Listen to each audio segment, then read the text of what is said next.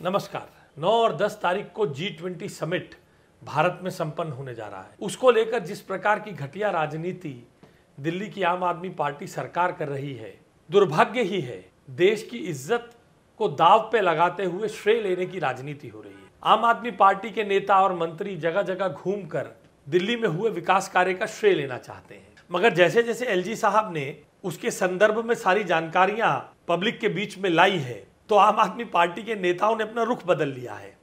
अब सौरभ भारद्वाज जगह जगह घूमकर कह रहे हैं विकास कार्य तो टैक्स पेयर के पैसे से हो रहा है।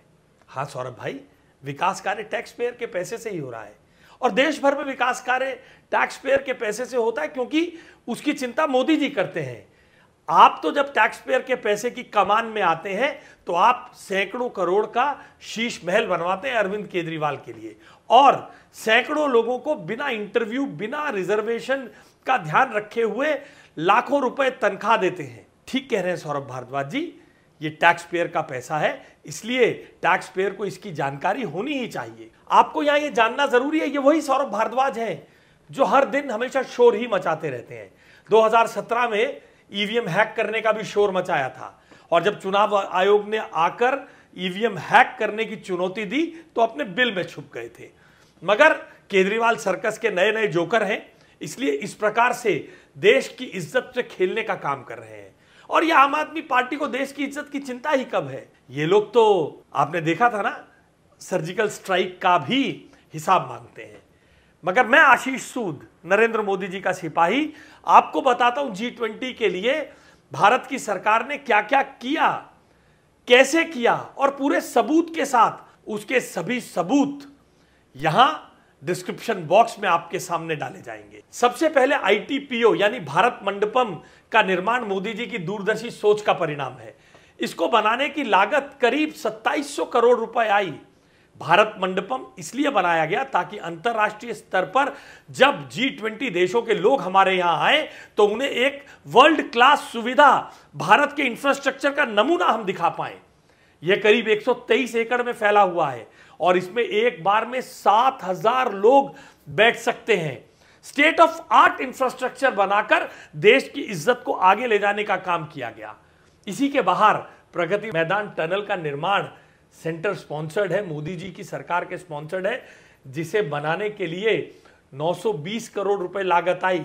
विदेशी मेहमान ही नहीं, दिल्ली के लोग भी इसका लाभ उठा रहे हैं। इसके अलावा केंद्र सरकार के अधीन कार्य करने वाली NDMC ने पिछले एक साल में अपनी हाईटेक नर्सरी में करीब 50 lakh, please remember 50 lakh plants उगाए हैं ताकि दिल्ली को ग्रीन बनाया जा सके, दिल्ली को खूबसूरत बनाया जा सके, दिल्ली के पॉल्यूशन को कम किया जा सके।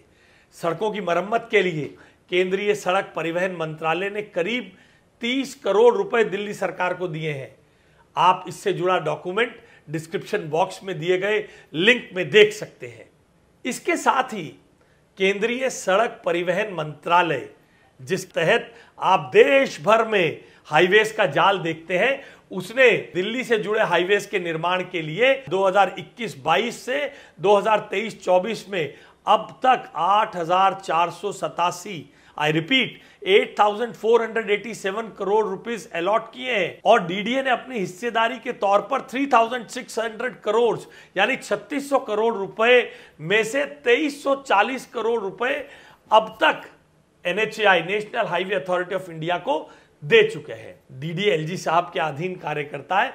इन सब बातों का भी डॉक्यूमेंट्री एविडेंस डिस्क्रिप्शन बॉक्स में दिया गया है। विदेश से आने वाले हमारे मेहमान, उनकी सुरक्षा हमारे लिए सर्वोपरि है। उनकी सुरक्षा देश की इज्जत से भी जुड़ी है। इसके लिए लगभग 340 करोड़ रुपए खर्च किए गए हैं। केजरीवाल साहब सत्ता में आने से पहले दावा करते थे कि हम आएंगे तो दिल्ली में 15 लाख CCTV कैमरे लगवाएंगे, लेकिन अफसोस की बात है केजरीवाल साहब सिर्फ दावेबाज मुख्यमंत्री हैं।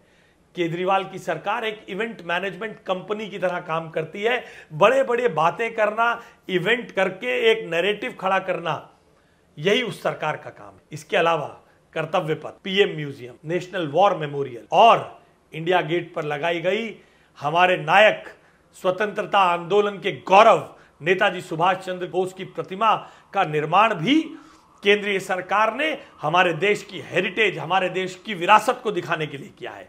अगर मैं मोदी जी द्वारा कराए गए विकास कार्यों को गिनाने लगूं तो न जाने कितना समय लग जाएगा। वहीं दूसरी ओर अरविंद केजरीवाल अपने महल पर कई 100 करोड़ रुपए खर्च कर चुके हैं। उन्हें जनता से ज्यादा अपने सुख की चिंता है, जनता से ज्यादा अपने ऐशो आराम की चिंता है। संक्षेप में बात बस इतनी ही है, किसी के घर के सामने जाकर फोटो क्लिक कराने से अगर वो उसका हो जाता तो फिर बात ही क्या थी। और आजकल यही हाल अरविंद केजरीवाल की सरकार और उसके मंत्रियों का है। केंद्र सरकार द्वारा कराए गए विकास कार्यों पर जाकर अपने फोटो खिंचवाकर उसे अपना बताने का काम करते हैं।